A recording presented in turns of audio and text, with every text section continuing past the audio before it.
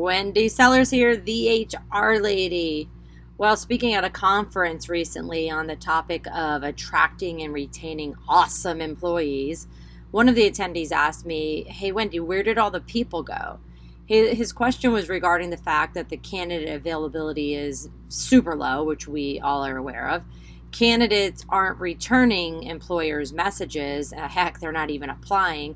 And many employees will leave in a heartbeat. So where did everyone go? Here's my response. First, some died due to COVID. Second, others voluntarily removed themselves from the overall workforce. And third, they're at your competitors. So let me break this down a little bit here. Let's talk about the deaths.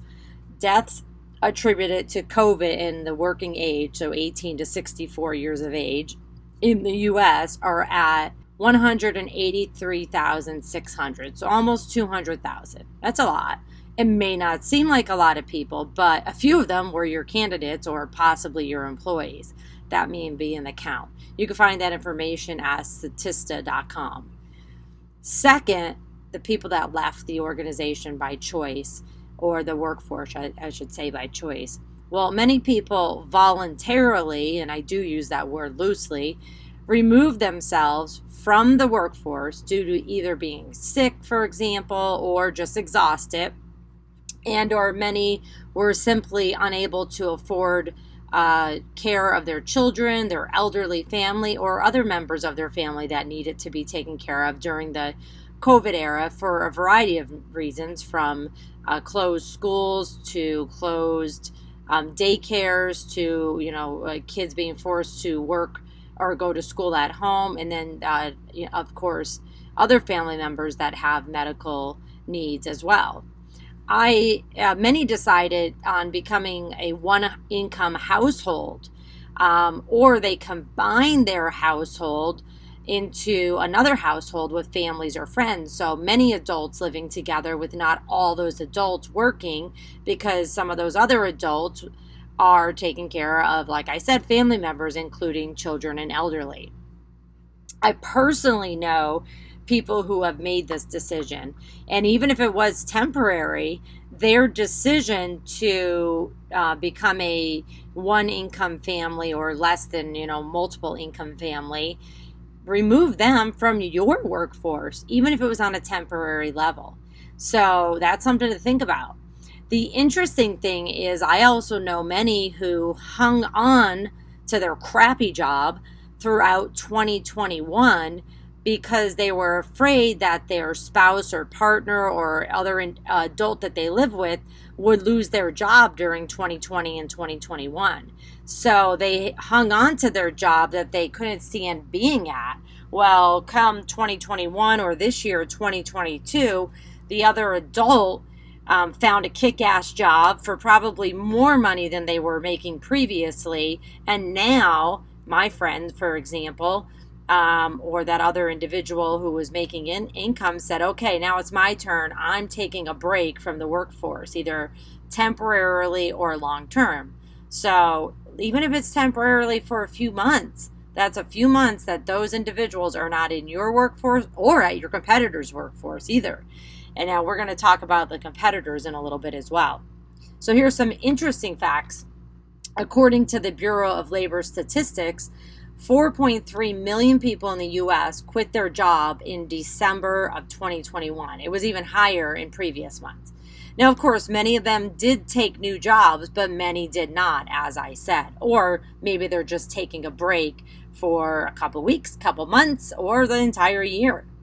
Now, let's talk about the folks who said, I'm retiring early. Now, some of them didn't have a choice in 2020 and even 2021, but definitely in 2020, a lot of companies had no choice but to ask people to retire early.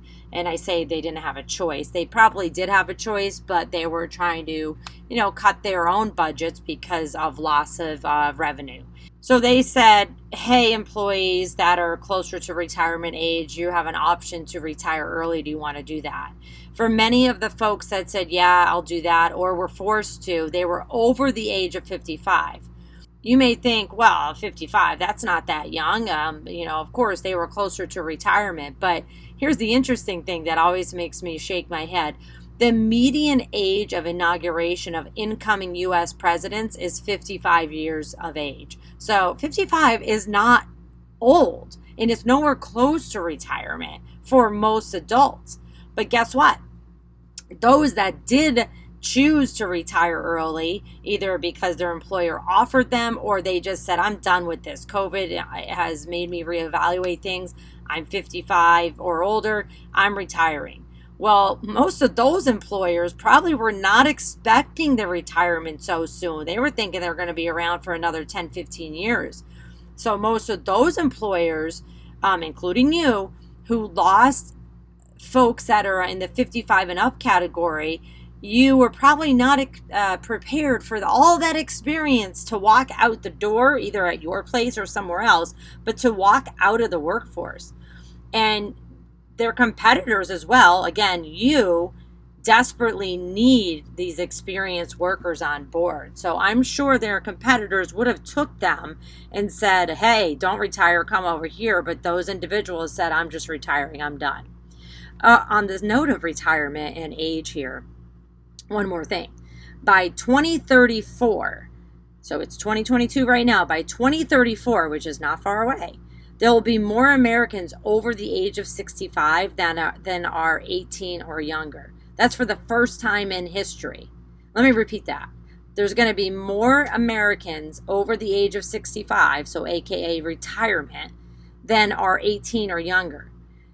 So this pretty much means that you've got 12 years from today to get your experienced workers, whether they're new or current, to share their knowledge and expertise via true mentorship, coaching, and training programs. And here's another fun fact. It's not really, sorry, it's bad news, but you know me, I'm transparent and blunt.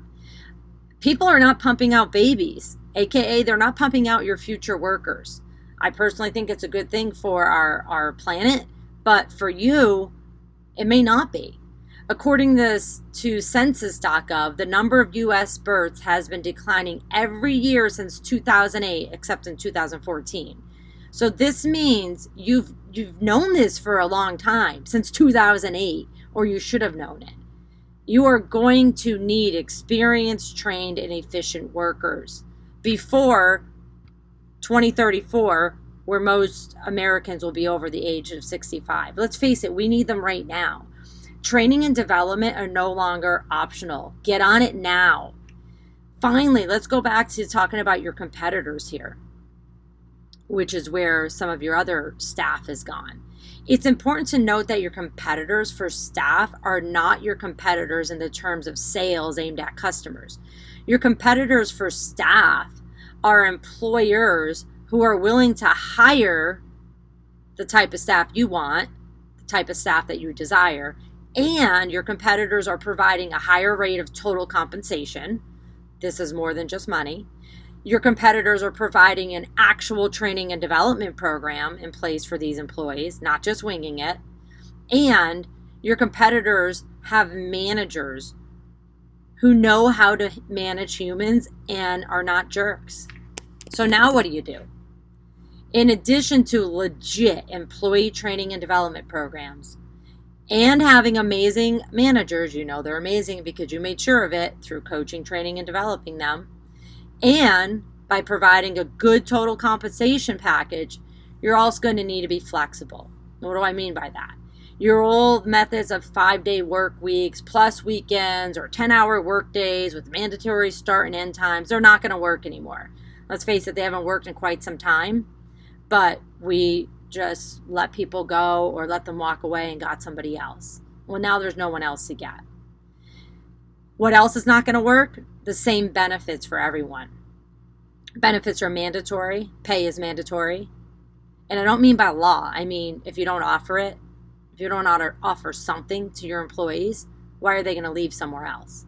You need to start allowing for selections. What I mean by this is some people want time off, others want a dental plan, others want a 4-day work week. Heck, even some say, I don't even want to work part or full time anymore. I want to work 3 days part time. Be careful when you're doing this because you may end up with unintentional discrimination, so please get an expert involved. What else do you need to do for 2022? Your inefficient budget for payroll, it's not going to work. Like I said, regarding your competition, they're going to pay more and you have no choice. Another person at this conference that I spoke at said, well, Wendy, how much should we increase our pay?